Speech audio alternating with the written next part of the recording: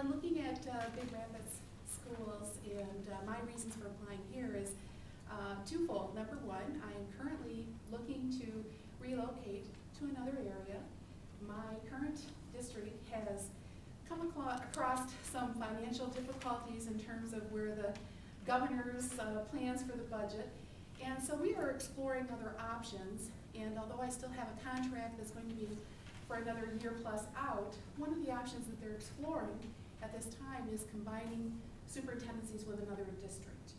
And so giving that as an option or combining it with another position within the district, i.e. the business manager and superintendent position, I am choosing to look at this point in time rather than waiting until my contract expires down the road. So given that, I am really excited and interested in looking at communities that I feel that I could be a strong, positive leader for those communities. And for Big Rapids, I have a vested interest in this community, having spent a great deal of time in my youth close by and having come right into Big Rapids. I also see a lot of positives and benefits in the Big Rapids area that are beneficial to students and to the kids in the school district. I take a look at the School of Excellence that you have here at the high school, Blue Ribbon School. I take a look at the college that you have available right here in the community, and what a wonderful resource that is to be able to tap into. I think as a whole, Big Rapids has so much opportunities there, and I'm always wanting to take on new challenges and also to seek out and engage in what opportunities are out there to help support the district and lead it into the next future that they're looking to take it to. So Big Rapids for me has a lot of appeal. I know some people from the community, have worked with some in the past, I found out, and just having that familiarity with this area, in general, from my past and positive memories, it's just attracted to me, and I just think it would be a wonderful place for me to call my next home. Okay, thank you. The next question I have is a two-part. You're familiar with the area. What have you learned about our district? And do you have some suggestions for creating a specific direction for our district based on what you do know? Okay. What I've been able to learn about your district is that you have a lot of pride in the accomplishments that you have made thus far. It doesn't take much other than to get onto your main webpage to notice that you take pride in terms of, we have been recognized in our district as having Blue Ribbon School, that we have been named as a high school, in the top 20 in the U.S. News. Other things that I've looked at seriously about your district is taking a look at your curriculum and where you have measured up in terms of your academic successes. And I see that there's always area for growth and improvement, and I would say that that would be something in terms of looking and working with the board and with the staff in your district is, where is it that you would like to see go for that next level? As we continue to look at the benchmarks, if you will, that are out there for the ongoing AYP targets, if you will, wanting to see that all students, and that's every student, achieve at an 80+ percentile rating and passing every standard, that's a task. And so I would see that's something that I can help, across the board in all grade levels and all subject areas of the district because of my experience in that area. I think looking at financials, with the challenges that we have, I believe that fund equity is an area that we want to take a look at. I believe having a strong fund equity is something that is important in these days, particularly given the unknowns. And I see that that would be an area that I would want to help support and help work with the board and grow your fund equity for you. I see that is probably not where you would want it to be. It's certainly not where, as a superintendent, I would advise for the future that you would want to see it stay, currently. And I think that those are challenges that we're all facing right now, in terms of our district. I think as a leader for Big Rapids, I would want to see, in terms of engaging more with the community and seeing what other opportunities there are out there in being more connected maybe with all of the buildings and bringing that community focus back in, doing the collaborative pieces with the college and seeing what other college and enrollment programs and processes that we might be able to engage and put back in place in a connective area within the high school, and college readiness. I've taken a look at the reports of where our college readiness scores are in terms specific for here, and I see that there's been a slight decline in the college readiness scores, and that's an area always to take a look at. Looking at the rankings in terms of throughout the RESD or the ISD, and I know, Kurt, that you're sitting here, but I see Big Rapids as having phenomenal potential here, and where you are currently stacked and rated across the board in terms of in the entire ISD, there's no reason you can't be the #1 slot of where the rankings are, and that's just an area that I would shoot to try and push and engage and excite people to be there. Well, this is somewhat related, I think, and you may have answered some of them, but would you describe the process you would go through to assess the condition of the school district's finances, educational programs, and community relations? So anything you didn't say on the last one, let us have it. Okay. Well, I can explain a little bit about how I work through processes of analyzing systems and looking at how we as a group use data to really help us make informed decisions and help guide directions of where we want to go in the future. A couple of areas that I look at closely for outside data, because they have become masters at collecting data because I know we give it to them all the time, would be the Michigan Department of Education. And you can get on there and readily take a look at all of the reports, and you can do comparison reports of where you want to see, say, Big Rapids district, and then compare it against other districts that you see yourselves in terms of wanting to model after in certain areas, or that you see as being maybe a competitive edge. And I have found that to be successful in, if you will, motivating staff to say, do we really feel that we're not as strong as maybe this school is? And that really kind of likes that competitiveness, if you will. So using data is a strategy and a process that I use for doing that. In terms of the community engagement, I think getting a sense, from the community when you hear questions or ask about, well, I don't know what's going on in the schools. Or if you stop by at the store and you ask the questions, well, what do you think about, your high school? And they're like, I don't have any kids going to the high school. Then maybe there needs to be more communication to the community in general about this is what the high school means to our community, what it means in terms of real estate value, in terms of value for what it offers for the future of our economics in our community. And those are things that you just need to get out there and either present in surveys. And so the systems approach is, gathering information and doing that in a variety of areas. From the financial standpoint, it's taking a look at the hard numbers and also being attuned to what is going on legislatively. And there needs to be a balance with what you do with that. I can't spend all day down in Lansing, but by the same token, I have to be attuned to what is happening in Lansing, because that directly impacts what's going on here in the schools. So knowing what bills are passing, knowing what's happening through the House and through the Senate directly affects what we're going to have for monies and operating services. And being able to take that budget and sculpt it to do the right things and the best things, which is certainly going to be the primary thing of keeping the main thing, which is educating our kids and pushing for excellence for every child.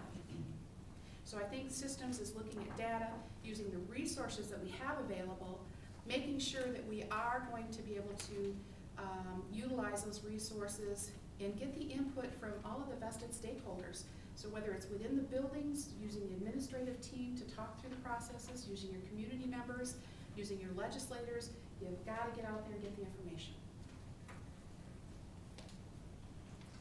What do you think is your greatest administrative strength, and how do you see that improving Big Rapids schools? As an administrator, I've truly enjoyed the role of developing the leadership within. And I look at that as one of the primary functions and goals, if you will, of being a leader is sharing that knowledge and promoting and building that next tier and levels of leadership. And I think that for me, that has been a personal strength. I've been able to develop great leadership teams, and when I mean teams, it's a real collaborative process. In working through any of the situations that come up, I take it, as I talk about it, information from a variety of sources, and that information does get talked about with the teams.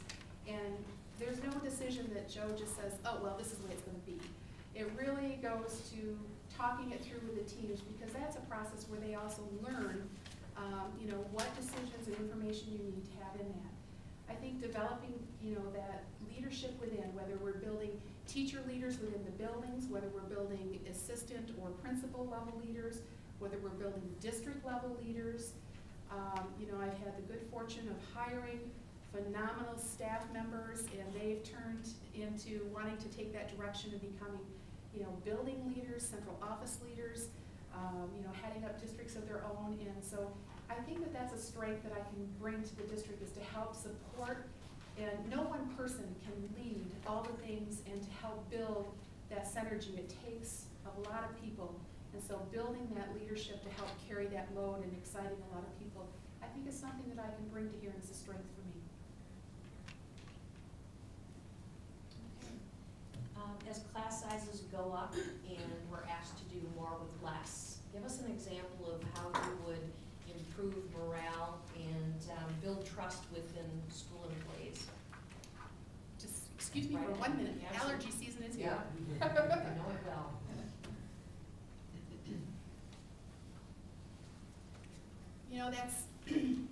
That is a good question, because that whole notion of doing more with less has really hit all of us. In the last couple of years, probably more so than in the past.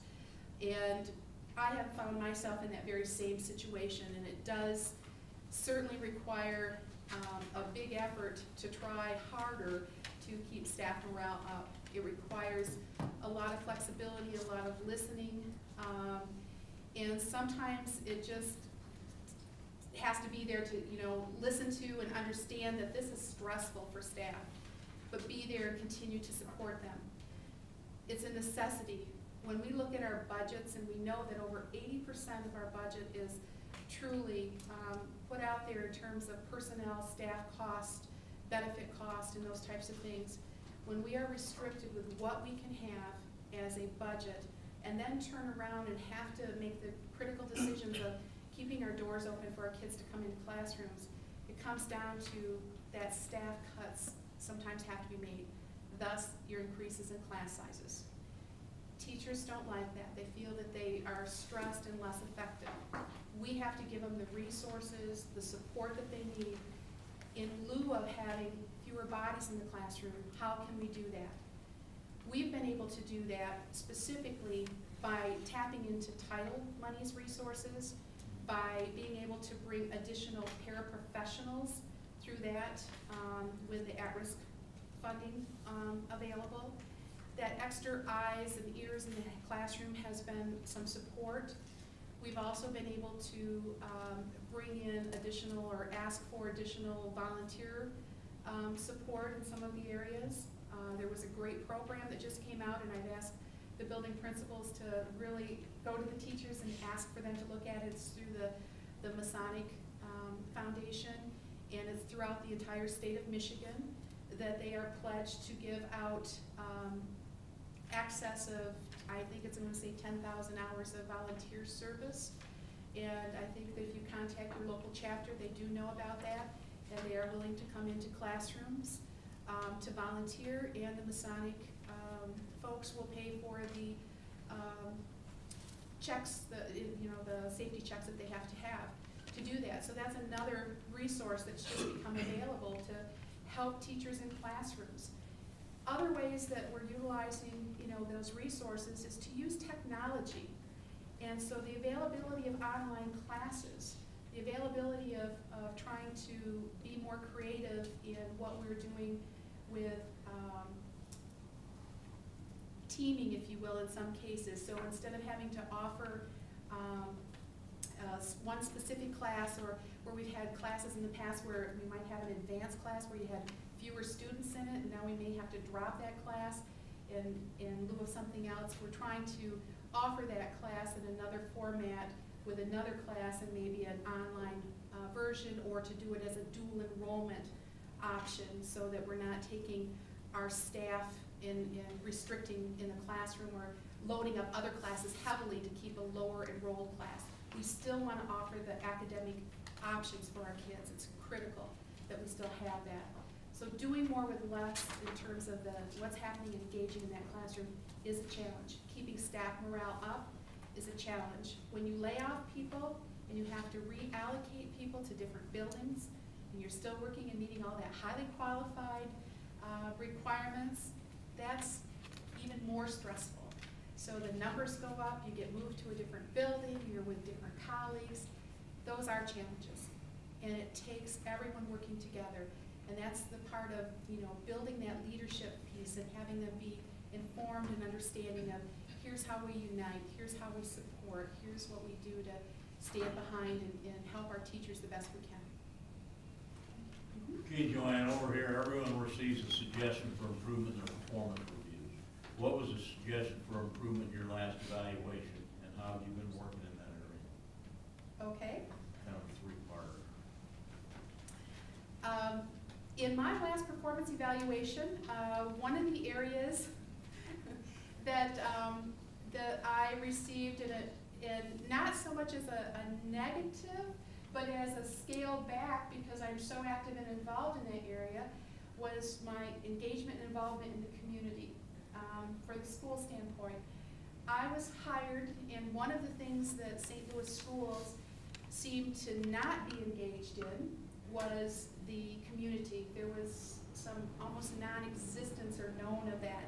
And so that was the task, if you will, to get right out there, get this community knowing what we're all about, what we're doing, tell the good stuff. We want people to know what's happening. So I will say in my last evaluation that was an area, you have done a phenomenal job in this area. We need you to kind of back off this, and how about we start looking at, more curriculum, because I had been doing curriculum. We had previously a curriculum director, but then I was taking on the curriculum, and I've now been doing the curriculum director work now as well. I was given that task at that time. So I've also taken on the role as curriculum director. So I think if you look at it as a suggestion for an area to move, would be this part we've got covered terrific. Let's move into this area and cover that, which I had been engaged in with my building principals, but then I took on the entire responsibility for the district for that. And I will say that has also shot up significantly in this area that I am very proud of what we're doing as a district. I think another area for me to look at and improve would be, the board relations and being honest with that. I have a different board at this time than the board that initially hired me. And I think that building those relationships when the vision and the focus of the board changes is sometimes challenging. And that has been a new focus for all of us, to try and how do you build and how do you morph and change when there's been a change in the direction of where the district wants to see it go from where it has in the past. So that's another area. Thank you. Jones, Mom? How would you evaluate our curriculum's use of technology to improve student learning? In terms of your curriculum's use of technology, I would have to say that, to be honest, I'm not exactly sure how much technology is embedded right directly in your curriculum. What I will say is that I do know that you have technology available. I don't know how much of it is in terms embedded into, this is what you are using to measure your standards against. This is what you're doing. What I will say is, in terms of using technology for curriculum, I think that that's essential for building those 21st century skills. That all of our kids need to be connected, need to be 21st century learners. That in our curriculum, that we now need to take a look at what are our standards and benchmarks. when we now look at bringing on the Common Core standards and tying those in. And so from your district level, I don't yet know where you are in realigning your curriculum with the English language arts, with the science and math, with the Common Core standards, because that is now being embedded. The technology is being embedded in those curriculum pieces. So in looking at that, do I feel, and I'll answer it this way, do I feel that the technology needs to be in the curriculum? Absolutely yes. And how do I see that being effective and important for student learning? I feel that our students learn more today through the interactions and uses in technology than certainly it wasn't even around when I was in school. And I think that it's important that we put it and keep it in current and keep it updated and new for our students. As I mentioned before, that 21st century technology, we need to be having students exposed to a variety. We need to have them able to have wireless access at times. We need to be able to have them being able to be global connected, be able to integrate and use connections with colleges. We need to be able to have them research. We need to have them be writers, collaborators around the world. And all of that is tied in with those new Common Core standards in dealing with what our students need to be able to do in using technology. Personally, my involvement with technology has been to grow it in my district. We did not have a great deal of technology in our district, and it was not embedded into our curriculum, but it has become more embedded in the curriculum. You know, I've worked with my teams to develop programs at the high school, for example, that we gave the teachers laptops with the expectation that you are going to use this for instructional purposes. You are going to use the data to drive your instruction from what you gather from this. So we're using the technology to help in using it for instructional purposes and what needs to be taught, what needs to be retaught, and how we're going to move forward with that in capturing, you know, whatever the lessons are. There's great technology. We've also used it to do online textbooks. There's this cost savings there, you know, for districts to move in that direction. So if you're going to use technology in your curriculum, you might want to consider if, and again, I don't have that information if you're using online textbooks yet, but that's another cost savings piece in whether that's embedded in your curriculum. Can you give an example of some technology in your elementary schools that you currently? Yes.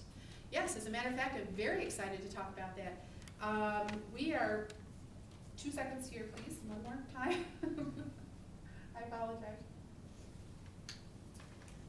We are actually in the process right now, have just received, and we did this through our Title IID monies for technology, have ordered, and they are currently being set up for 2 netbook labs, portable labs, one for each of our elementary buildings.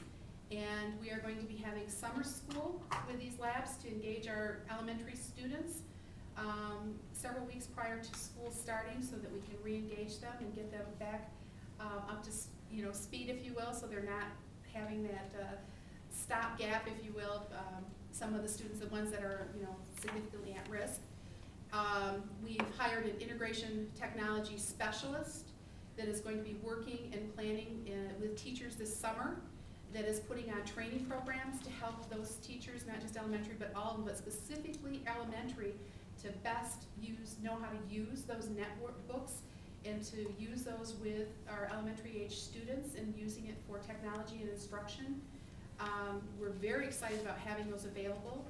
We recently had, and I say recently, as of this past February, we have a 501c3 technology foundation that was created, and that in part is because I've pushed in the district a great deal of technology. We have a technology foundation or a technology meeting that occurs monthly, and out of that was born that we have significant technology areas that have not been addressed for a number of years.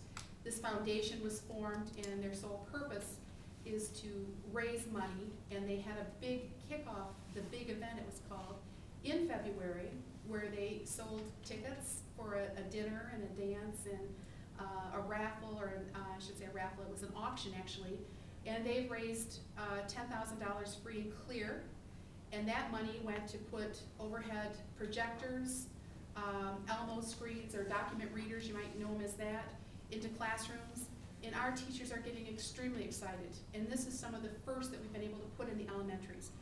Are our elementary teachers a little nervous, some of them? Absolutely. But the excitement and the expectation of we're gonna use that at the elementary level? Absolutely. Those kids, they know more about getting on the computers, they have no fear of it. It's us having that fear of getting up with them, you know? So we are pushing that all across the board, all across the board. Thank you. Mhm. You will not be able to use the big event, Big Rapids, by the way. That's already used. Oh, that's right, it's okay. The title's used, okay. Bigger. Just as a follow-up to that, I too am not a digital native. So you mentioned that there are fears from the staff perspective. How are you allaying those fears, or what are you doing to, when you hand a laptop to a high school teacher, to help them use it?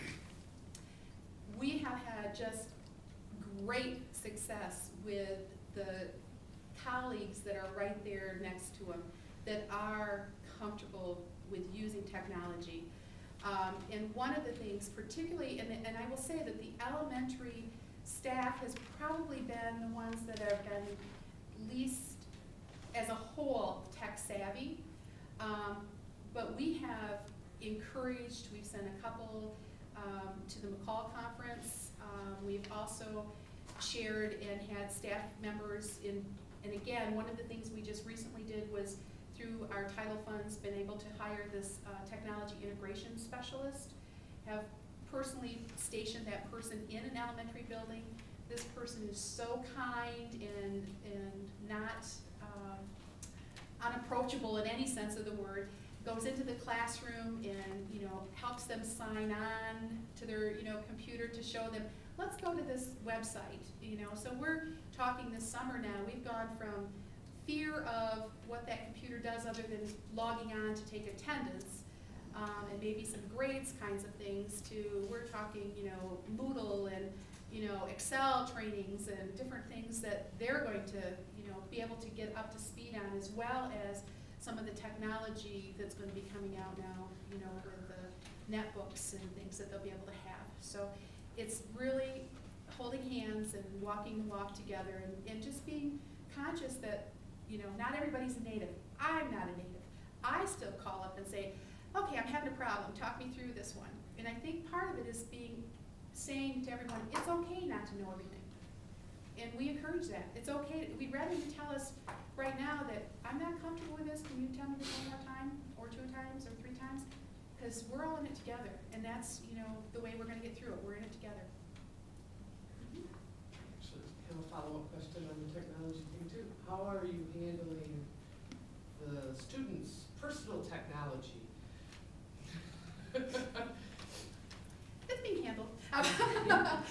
You know, that's one of those questions that, you know, every district takes a look at that in a different format. There is a lot of Neola policies out there that deal with how do you as a district want to manage that and handle that. You know, I used to be a believer that, you know, we want those cell phones and all of those devices off, hidden away, locked up, put away in the lockers, not disruptive. And I think that I'm, you know, having to take a second look at that and having to figure out how do we use that technology in a way that's going to best engage our kids in the instructional practices and make them want to be the active learners in those classrooms. So the challenge here is, how does that policy allow us to make that happen? As an example, in a prior district, we had a no cell phone, no, you know, any kind of PDA kind of, you know, personal device to be on during the day. However, I walked into a classroom and the kids carried it, just couldn't be on. The teacher said, those of you that have this, I am giving you permission, you may take this out. And I was in there to do an observation. You may take this out, you may turn it on now, set it on your desk, and I want you to turn it on. This was a chemistry class. And I want you to turn it on, and you're going to use it now as your timer. They were doing a timed lab experience, you know, experiment. When they were done, turn them off, put them back in your pockets. Thank you very much. He said, Joe, I just want you to know that I saved having to buy the district, you know, several thousands of dollars worth of timers that annually, are things that either aren't functioning correctly or whatever, but every one of these kids is connected and has this. And I'm like, okay, I need to think about this. It was monitored, it was handled professionally, the kids had it. So it's one of those things that, they know how to do it. If he'd have said, Joe, take that out, I want you to turn it on and use it as a timer, I'd have gone, what? I'd had to be one of those, please explain that to me again, how you do that. They use it as a calculator to figure out their formulas when they're doing their equation. So I think that there's room for us to take a look at what that looks like. I don't know if that's a great answer to your question, but it's the reality of what we're living in now. And I think the bigger problem that we face is, as educators, we need to teach our children how to be appropriate in using those resources and what appropriate means in a school setting, and when's the right time, how's the right time, and what is allowable and what is not. I have the next question to the side. Okay. You may have answered this already, but what is your most important accomplishment during the past 3 years as you look to improve student learning, and how did you evaluate your results?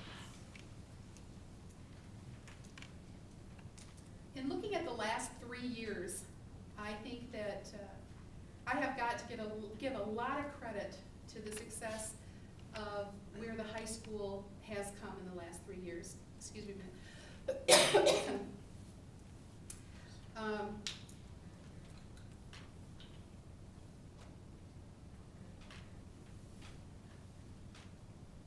And I will say, with any successes that happen, I always have to say that it's not something that I have done personally. This is something that I have worked with people and coached and collaboratively, set the vision, if you will, given the process of how we may go about that, and then helped lead the way. And in our high school, and one of the things that, again, when I was hired for St. Louis, our high school was not meeting where they wanted to see it be, nor was it in any way, shape, manner, or form where I would want to see a high school be. We had some significant challenges. Students were not graduating up to the level, the number, in terms of success of students, walking out the door within a 4-year completion rate. We had too many students that were dropping out of school, that were not completing at all. Our academic standards were not where they should be. I knew that we had phenomenal teachers. I knew that we had the resources available. And the big question was, why? Why isn't this happening? So it became, for me, a chance to take a look at what I know to be in terms of curriculum and assessments and all of those types of things. And I really looked at, data. And that's where I start my search. And in looking at the high school, I had a chance to see that, it wasn't so much that our teachers weren't teaching, although there was things that had to be aligned again. That was a curriculum standpoint. It wasn't so much that not all of our students were learning. It was more to the fact that we had to address issues that were setting ourselves up for failure. And part of that was the schedule that they had. And the other part was that embedded in that schedule was no one had been taking a look at those gatekeeping courses and that gatekeeping freshman entry year. So what was happening is that when you look at that ACT, MME data that we're all so much measured against, when you're looking at how do you get to that finish line as a graduate, as someone that is going to walk out that door and not be a dropout, the part that was failing was coming in the door. And so I started using data, and that piece of it, that freshman gatekeeping class, if you will, that's where we were seeing the struggles. And what we were doing is that they had a system they thought in place with the freshmen, and they had a trimester schedule, but for this size of district, that wasn't successful because of the way the schedule had to be done with the limited number of staff. So, given those parameters, students that would fail a semester would have to wait to take the next semester. And so we would have students that were failing 2, 3, or more core classes and could not advance come their sophomore year to the next level course until they had successfully completed that freshman level course. Now, if you think about that, what happens by the time they're juniors and having to take a test that's measuring them on the success of what they know as a junior? They've never got the material. So that's the problem that we were running into, and that became evident to me by using the data. The district also didn't have any good source of compiling that data. I had to manually go in and dig out of that data myself. There was no computers technology there for that. I had to go in and extract that data from report cards, okay? And that was a challenge, but it was necessary to make sure that we could turn that situation around. In the first year, then looking at that data, I came back to the board and I said, look, here's our problem. We have over 30% of our freshmen that are failing 2 or more core classes. And of that, that's preventing them from successfully being able to go on as sophomores. Now they're behind as sophomores, they're never getting caught up as juniors. So clearly they're not going to be successful. Are they learning? Yes, they're learning. Are these teachers teaching? Yes, they're teaching. So what I asked for was to institute a freshman bridge program. And what that freshman bridge program was is we turned around and we put students with core teachers. Those core teachers were accountable for each of those students. They were established with a common planning time. They were to engage with the parents, to engage with the students, and those students were just tackled, if you will, in terms of this is what your expectations are and what you need to do.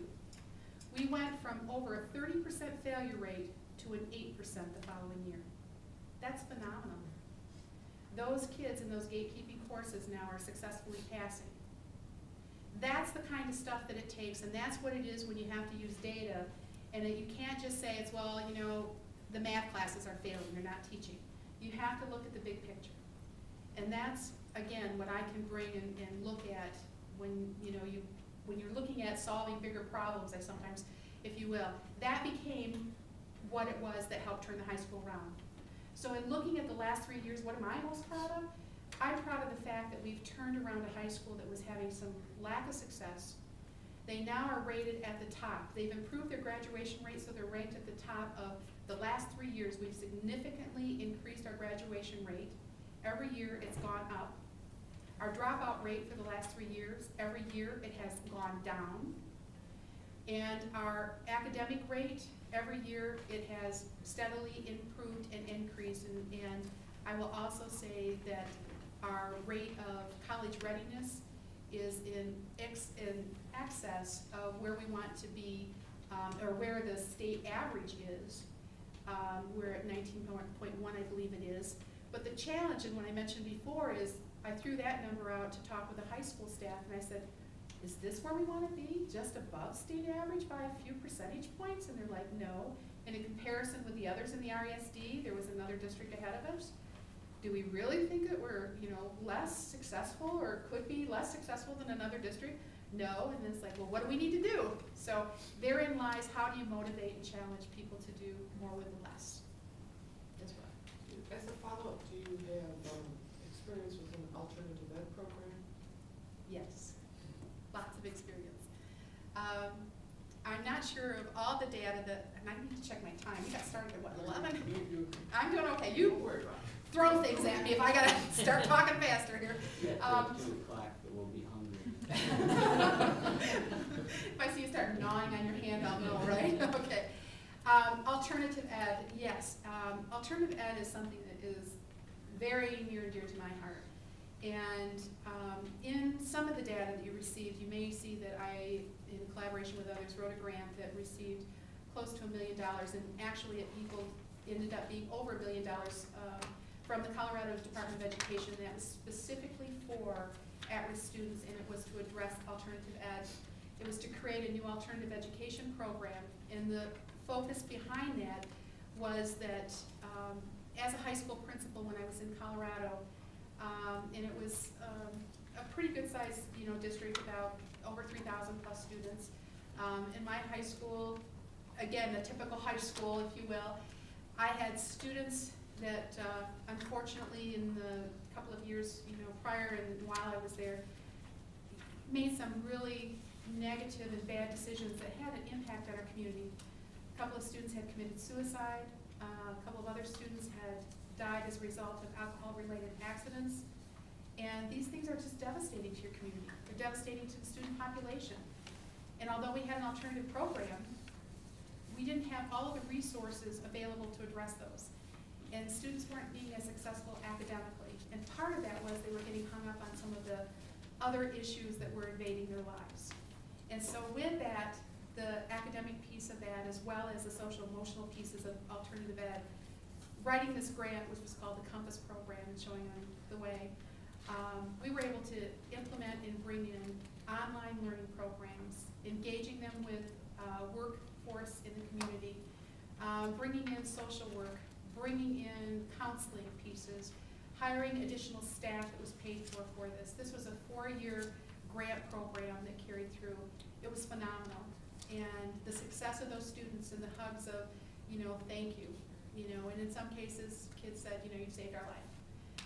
So I have experience in working with alternative ed, and I think that, knowing that, those are kids that have sometimes made some bad choices. Sometimes they've just fallen behind in credits for whatever life has dealt them. But they too, we are responsible for, and all kids deserve a quality education, and I think that we owe them that, and we need to figure out how we're going to present that. I have a next question for you. Okay. As a superintendent, how do you balance the importance of academic, co-curricular, and extracurricular activities in a district? That has been a very talked about conversation, I think, around the tables in many communities lately. I think that balancing that takes a good juggler, if you will. In today's financial challenges that we're facing, I know a lot of conversation, at least in my community and the surrounding communities. I know in talking with other district leaders as well, from around the state, that no one, and myself included, believes that we should cut programs for the sake of cutting programs. However, we also know that our primary focus is going to be educating our students and meeting the requirements in order to get, the funding sources to keep the doors open. Having said that, I am a strong, staunch advocate of the arts, the performing arts, the extracurricular, the academics, the athletics. I have a son that attended college on an athletic scholarship. Personally, I, as a high school student, enjoyed very much being involved in the performing arts.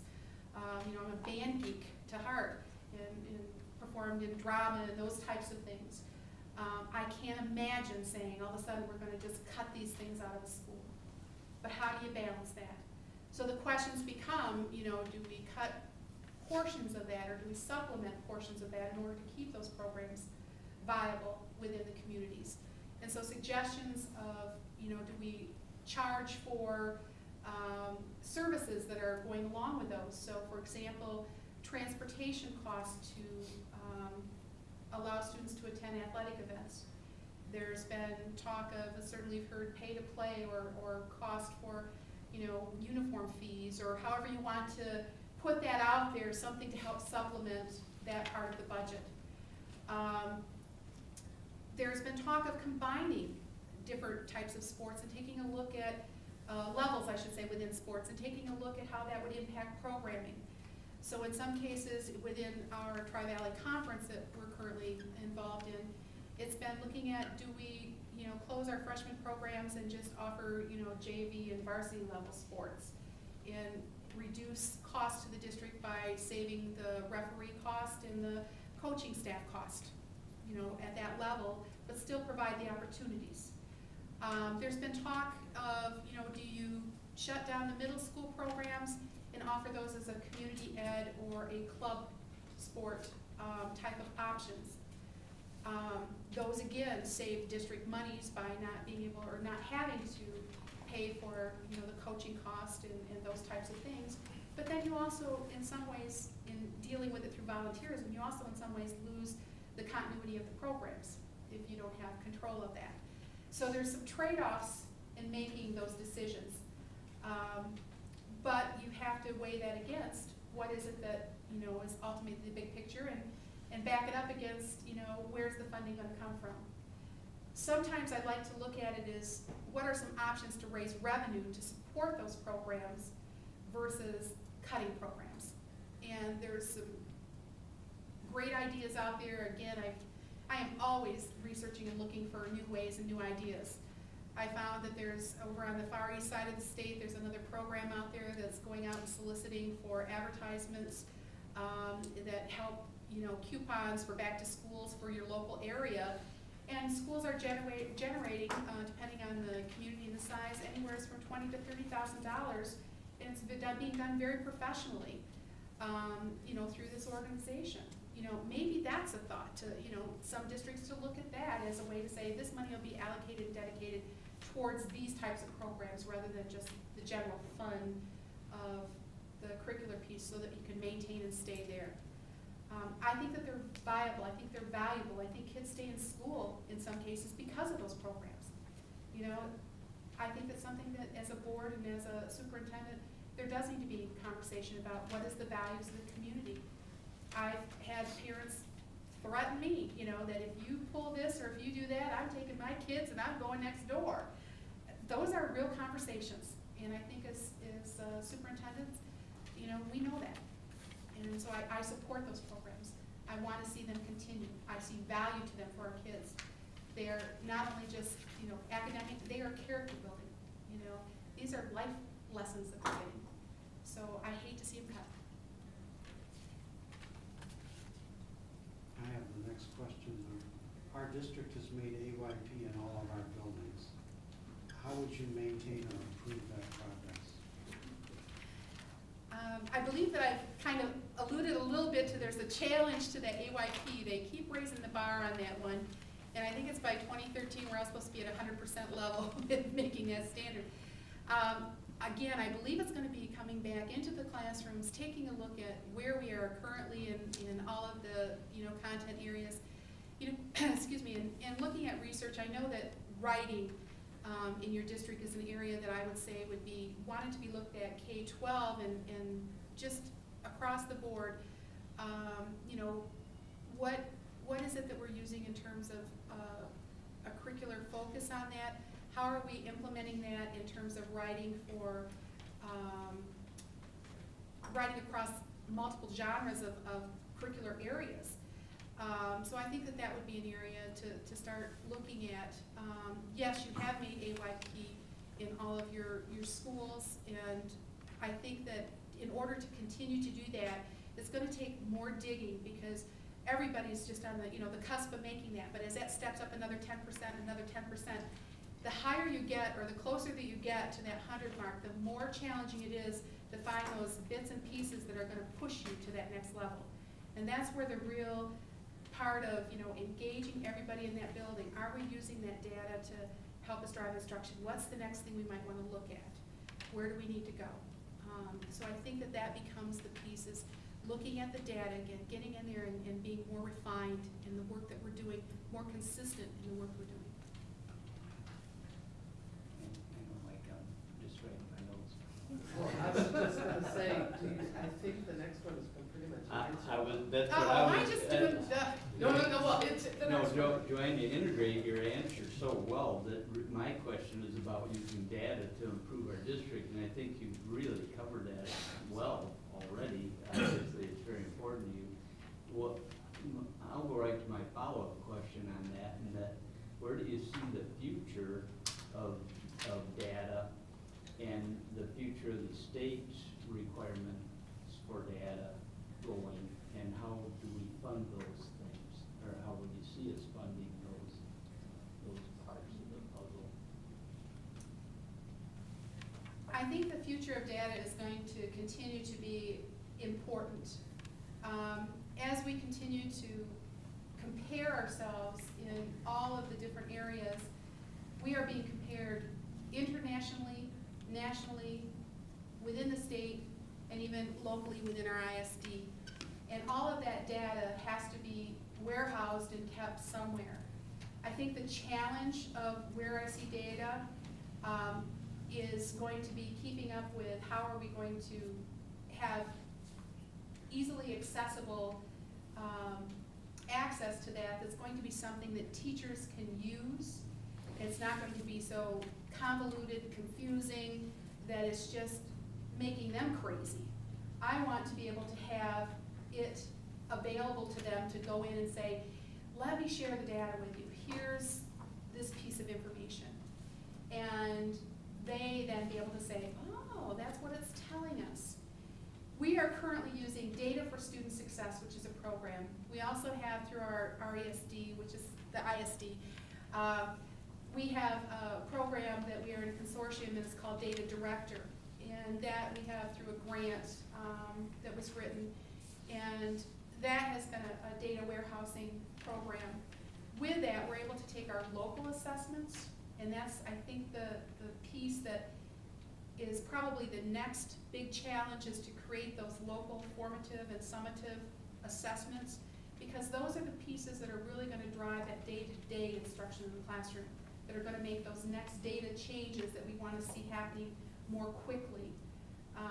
I've talked to groups and conferences and different things about, when we look at that statewide assessment piece, that MEEP or the MME, those tend to be what I would refer to more as an autopsy kind of thing. We aren't able to help the kids that just took that, but we use that data to give us direction about what we see in terms of trends, what we see that we've just done, what can we get from that. The day-to-day classroom stuff, that stuff that we're building that's going to be what is being tested the same in each of the third grade classrooms teachers that they have created, that's telling them, I'm on the right track with teaching this math concept.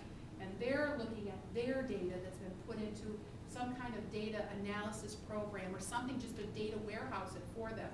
That's what we need the data for. That's the next level we're going to have. From the state level, from the national level, I don't see data going away. I think that we're going to be looking at it longitudinally, meaning that we're going to be able to see, and I know that this is scary to teachers as well as to administrators, because we're going to be measured against this. It's part of our assessments, it's part of our performances now, that we have to show that students are making a year's progress. We are having to show that data is counting for a significant portion of what we are doing in our evaluations and happening within the classroom. So data has become the key phrase, if you will, of what we are now doing in schools. So I think that has to be the talk around the table and making people comfortable in what that means. I think as a district, and coming back to that longitudinal piece, if the conversations haven't started happening in any kind of big dialogue yet, having that awareness that down the road that individual teachers will be able to look and see that, oh, I had, Johnny Smith in 4th grade and taught this math concept, and Johnny was successful in this grade, and then the next grade, and the next grade. But what if then I had Susie Smith, and I taught English, and Susie and all of Susie's friends that had English from me continued to struggle for the next few years. And the ones that had the next teacher were successful, and the next teacher were successful. They're going to be able to look at that down the road and see that maybe this teacher is not producing the success, and we know that if we don't have that success, they're going to longitudinally be able to look and see, drill down what teachers are being successful for a long-term period of time and the impact that that has on students over time. That's where data's going. Thank you. You're welcome. It's not good to say yes. Next question. Okay. Could you give us specific examples of how you, on a regular basis, keep in touch with your staff, with the community, and with your board to let us know about issues impacting the district? Well, on a regular basis, I would say probably the email is the fastest and probably the most, the easiest way, I would say, to make those communications happen. When there's something that is happening within the buildings or something of importance specifically to a building that's coming up, I can shoot out an email and tag it. I've set up listservs to each of the buildings. If it's something district-wide, I can send it out to the districts. I get information that comes in from a variety of sources, and I can send that out to pretty much anybody and pass along information. In terms of communications with board members, I am frequently sending out emails, and when I do, it goes not just to one, but it goes to all board members because I want to make sure everybody's sharing and getting the same information. So if we're talking about trying to plan, a time for, a meeting or something that I have coming up, or legislative information that came through, I'm going to send that out and say, hey, just a heads up, here's this information, sharing it, passing it on. And it's that type of email information piece to go forward. Phone calls, if a question comes through, I will answer phone calls. In terms of community, we use Instant Alert to notify our parent community. For example, bad weather days, if there's been an emergency. We had a situation this year where we had a hepatitis concern that occurred in one of our buildings. And so that had to be kind of an immediate notification. That went out, as well as a letter. I wrote a letter to every parent in the district, and that went out home as well.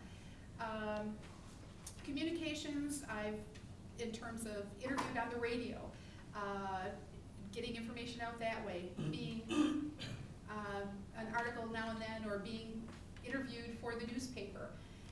Our online website is a great resource to pick up information, and I will periodically put some information on there, and if something else new comes up, then that goes away and the next new hot topic comes on there. So when we had the flu or something else, happens, that the most recent information is out there. People in our community know they can get to our website and look that up. It's really a well-done website. I'm very proud of our students that host that and put that together. We have an advisor that monitors that for us, but we do share a lot of information there. So I think in terms of communicating and getting the message out there, those are the methods that I use, just in terms of the written and the oral communications. Aside from that, I do a lot of public appearance type things. I'm out there at the activities, the games, the community events. So when I see people out and about, I'm telling them what's happening. Whether it's at Rotary or the Optimist or the 4-H fair or the 4th of July celebrations, whatever it is, anybody can stop me at any time and I'll fill them in on what's going on. So I hope that answers your question. It does, thank you. How accessible are you in the buildings, or how often do they see you in the buildings? I like to go into the buildings, and I'd like to say that in the past I was much more accessible in there. Lately, again, I would say that, in the last couple of months, less so, just with dealing with, budget issues and other challenges that, have been brought up in the office to kind of stay close to home, if you will, with challenges there. But I love being out in the buildings. I still am out in the buildings. Love to go read, spend time in there, view classrooms. I'm always accessible. I maintain an open door policy for everyone, not just, I have teachers from the high school that run over and say, hey, I got a great idea, Joe, I want to show you this. I attend staff meetings, to pop in and take turns going into that.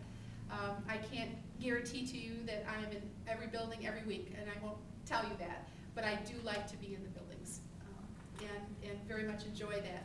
And the kids know me. I go out to their, camps, and I enjoy very much getting a hug now and then from the little guys. Joann, if action item you bring to the board results in a 4-3 vote, what does that mean to you as a superintendent, and what would you do about it? Well, I will be honest with you and say that has happened. And what does that mean to me? I'll be honest and say sometimes I have to say that personally I'm disappointed, and then I reflect on that and say that, it's either has to be categorized as certainly a very difference of opinion, or that I was not able to communicate effectively the information they needed to understand it the way that I was seeing it. So I just have to look at it and say, this is the vote, this is the way it is, and we move forward, whatever that is. There's always going to be times when not everybody's going to agree. And I recognize that, having worked with and having served on a number of boards myself, that there's always gonna be challenges and not everybody's going to agree. But personally, as a superintendent, I try not to take that as a personal, insult. I try to take it as, why did this happen? What is the information I need to gather? If it was a vote that didn't go in the direction that I wanted to see that vote go, or if I have other members on the board that weren't in support of that vote, either way, I want to try and resolve that to see how we can bring it more to an understanding. Still passed though. Oh, you said, well, I had it go the other way, I'm sorry. Yeah. Back to me. Okay. Would you describe the budget development process that you would use as superintendent, and how you would involve the board, the staff, the community, in a budget cycle under constant reduction? Certainly. In looking at going through a budget process, there's a couple of key pieces here I guess I'd like to share with the board that I do think that the budget is probably one of the most critical pieces that together as a superintendent and the board that we have to address. Certainly as a board, you know that that is one of the key pieces, the functions of what you do is keep oversight of what that is. And looking at that process, I like to start out with, and what I've done here the last 2 budget cycles that we've worked at, is a new process and taking a look at budget assumptions, is what we refer to. And that's kind of putting together the pieces of the things that we know, based on contract negotiations. We can give out information in terms of where we're going to be with our salaries, any raises or potentials. And then we also want to take a look at the things that are kind of the unknowns, but the anticipated pieces. So for example, MESPERS, the increases that we know or anticipate that's going to be and how that's going to factor into the budget. What our insurance rates, although they're not yet quoted, what we anticipate, whether it's going to be a 10, 15, or Lord help us, it was over a 20% year 2 years ago increase in insurance rates. Taking all of those into factor and making the board informed of what that looks like, but putting together that assumptions piece and also doing some projections and forecasting. I think as a superintendent, working closely with my business manager, that's been an area that's been very successful and helpful in terms of saying, we have this many students graduating, how many are we looking at our kindergarten roundup? How many kids are coming in? What has been our trend in terms of students leaving our district? Do we have school of choice numbers that have fluctuated, or where are we? Are we on the gaining end of that spectrum? So trying to get a handle on what is our enrollment, although we know it's always going to be, a what if until the day count comes. It's that assumptions piece, trying to put that together. Getting the best handle possible that we can in terms of what's the estimate, perhaps with the legislative information on what the school aid fund is going to look like. And given that information, then put down with where the expected fund balance is going to be at the end of the year, fund equity is going to be at the end of the year, estimate what you anticipate for your revenues coming in, what your expenses with the assumptions going out, and really trying to carve out then what is it that you're going to be dealing with if there's going to be a deficit. And mine has been dealing with deficits the last couple of years, and then having to carve back from that to be able to come up with a balanced budget. As an example, in terms of working through that process, keeping the board informed of as soon as possible. I like to say we get started in, listening closely at what's happening at the January revenue sharing conference. Getting started in February with putting some of these assumption numbers together as quick as possible.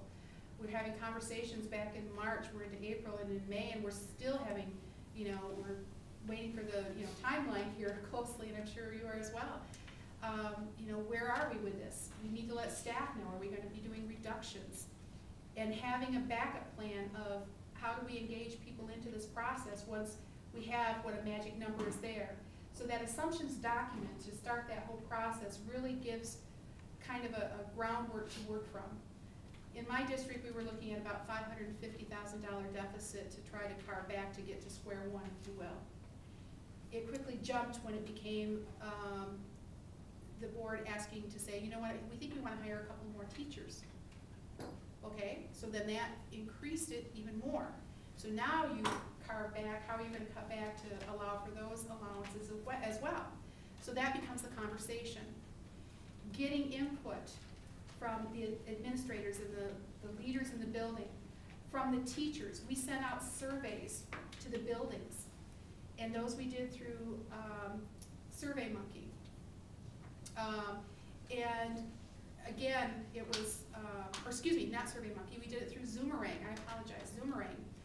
And those were very effective for us, because we found that with that particular site, only one person can log in at that site. You're not able to get multiple people, you know, feeding the information in there. So from that, we received a variety of input. Given that input, then we had some direction to go of ideas of, here's some suggestions. We then created a questionnaire, and that questionnaire went out. Then, given these suggestions that came forward, could you prioritize?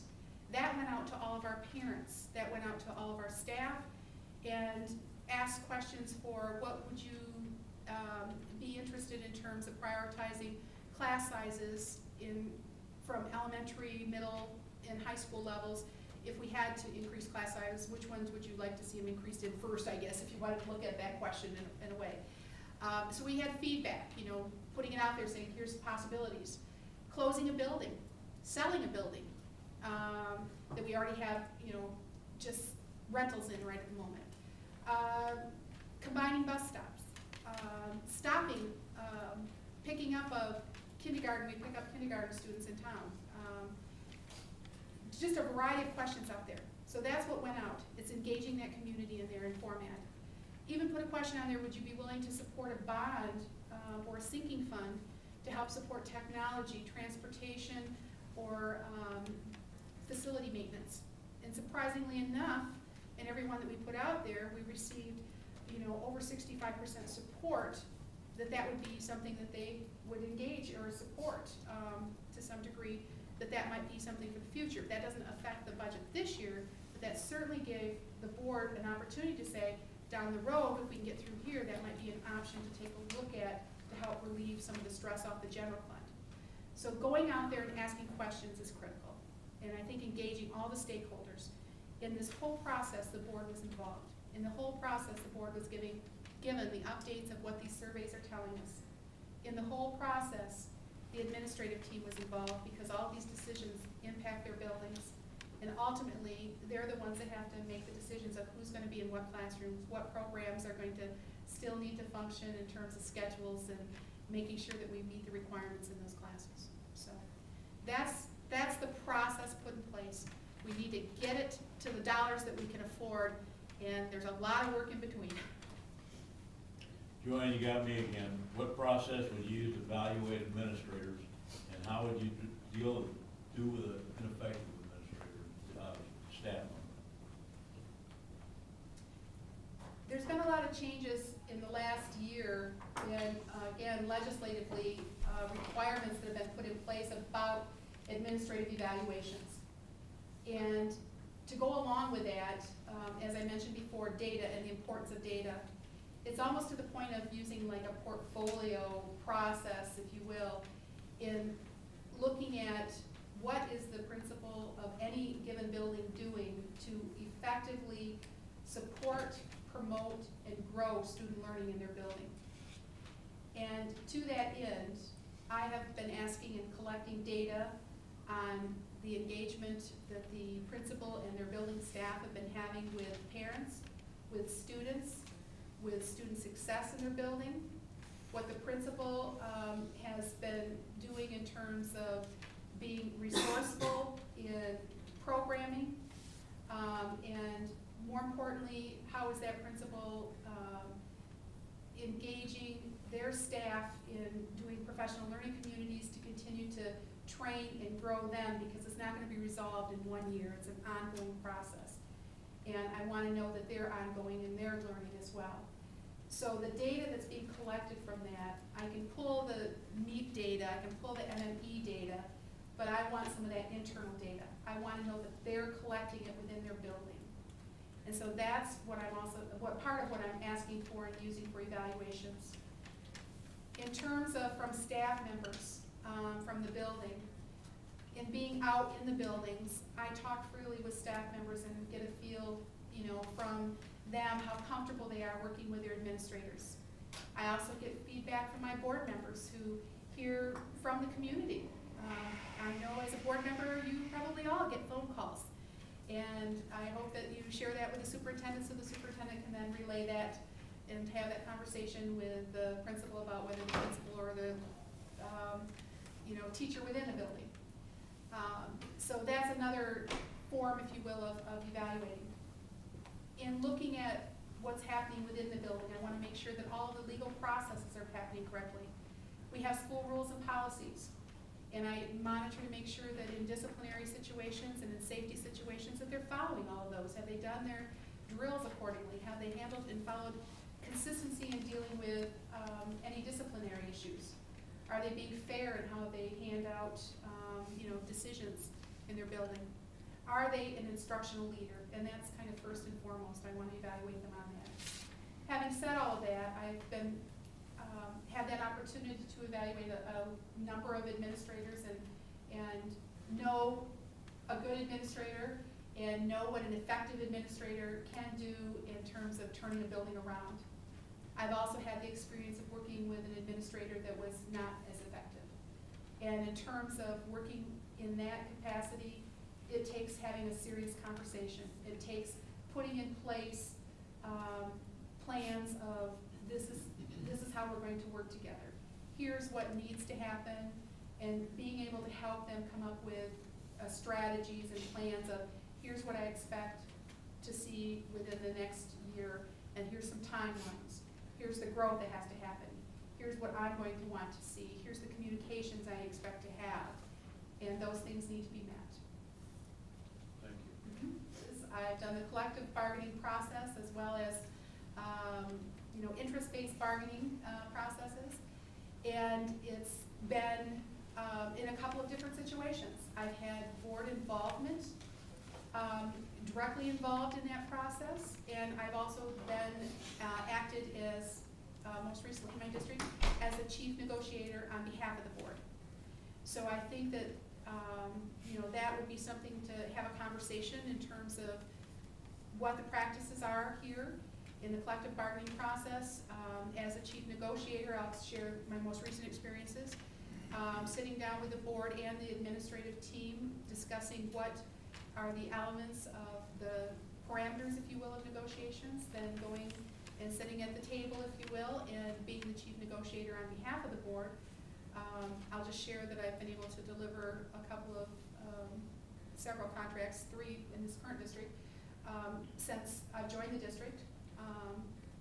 And sometimes it's a easy process, and sometimes it takes a little longer. But I think that keeping the board well informed regardless is crucial. Asking for input from the board, giving the board the option of this is where we stood at this point. This is what is coming back. Is there a different direction you want to go with this? I think we might resolve it if we were to move in this step forward rather than this direction. That's key, because ultimately it's going to impact the finances of the district, and it's going to impact, the morale and all of those pieces depending upon the unit that you're bargaining with. What about, have you ever used periodic labor relations meetings with boards and the executive council of the teachers union? I'm not sure I understand your question. We have labor relations meetings once a month with the superintendent, alternating board members, and then actually alternating staff. It's not necessarily negotiate, the president of the union or thing, but any staff member that wants to come in and to try and, head off any problems or keep up on if they have any issues or just to talk. We have not used that strategy. It sounds like a great strategy. We've not used that strategy in my current district. I do have both the support staff and the professional staff unions freely come in and we have conversations, but we don't have any formalized meetings. And I will say, you know, that has been an open door, if you will. You never know, you know, when somebody is going to be disgruntled necessarily on their own, but oftentimes I have a heads up, you know, just having that open door and conversation. But I do like the sounds of that process of just having a formalized once a month type process. We've not had that. I have the next question, and it's somewhat hypothetical, so you get to imagine. Monday morning, you come to work, and there are 3 complaints on the answering machine.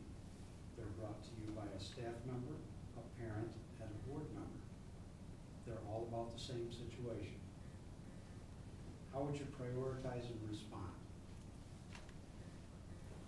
Staff, board, and parent? Parent, yes. Okay.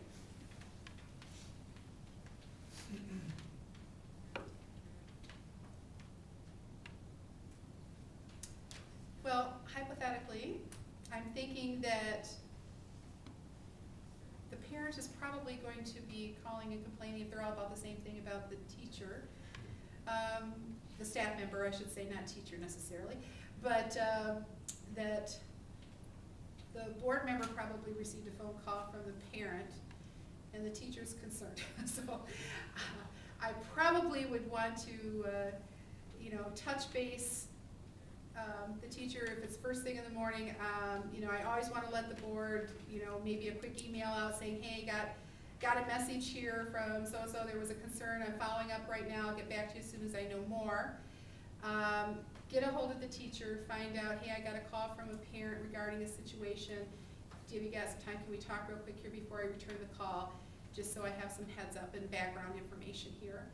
And then I always return the call to the, you know, parent, you know, to get some input there.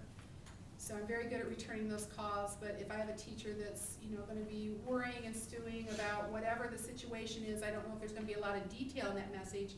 I don't want them going into the classroom, you know, not being able to be effective if they're concerned that they're going to be fired if this teacher's, you know, or this parent saying, I'm going to get you fired, or whatever the case is, you know. So hypothetically, I guess that would be the direction I'd go. Just doing a variety of different things out and about in the community and putting that goodwill out there. At the city level, you know, working collaboratively with them. How do we share services together? We've done that. One example I could just give quickly is it was costing us money to pay our maintenance and custodial staff to do the weekend checks. That was overtime that we had to pay for them to come in and do the building checks. Well, our local police department drive around, you know, in the weekends, and they said they would be happy to do that for us. And in exchange, we trained our custodial staff to do the crossing guard in one area so that the police didn't have to pay someone to do the crossing guard. So they picked up our weekend checks, which saved us from having somebody to pay to do that. We have somebody in the custodial, you know, in the building already working, so they stand out and do the crossing guard in the morning, and then when kids leave it after school. It was a win-win. So just building those relationships and being out there and open to ideas that are available. That's right. Yeah, just one more. How do you judge your own effectiveness, and how would you expect this board to evaluate your work? I judge my own effectiveness, I think, by the people that I work with and the feedback that I receive from them, the success that I see that our students are achieving. And I also evaluate my own work, and I am my own worst enemy when it comes to that. I set a very high bar by constantly looking at my own data, I guess. You know, I have my to-do list, if you will, and I sometimes get frustrated when I don't get to cross everything off that to-do list, but I keep working at it. So I think in evaluating myself, I set goals, and I try to reach those goals. I set ways to reach those goals and keep plugging away at that. I take on new challenges, and I like to take on new challenges and to seek new opportunities.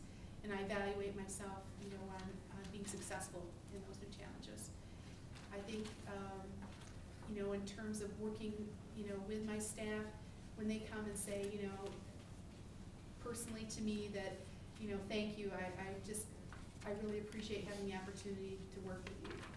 Or I learned this, that to me that's, letting me know that I've been effective in helping them reach the next level. And so I think that those are ways that I can evaluate myself. I also ask for, and I very much ask for, constructive feedback. I'm not afraid to get constructive feedback. I want to know if there's something I can improve on, I want to know. And then that becomes one of those goals, and I set the charge and people want to take the challenge on. So, there you go. Okay. How much political involvement should the superintendent have to ensure their voice is being heard and understood in Lansing? Well, I do think that there needs to be some political involvement. I think that in this day and age that, we're being called to, whether it's the SOS group from Lansing, the MASA, the MASB associations. I mean, you got a whole alphabet out there that's knocking on our doors right now. However, with that, we also have to table that against, the priorities of running a district. And I think, legislatively, I've attended, some legislative sessions to get up to date.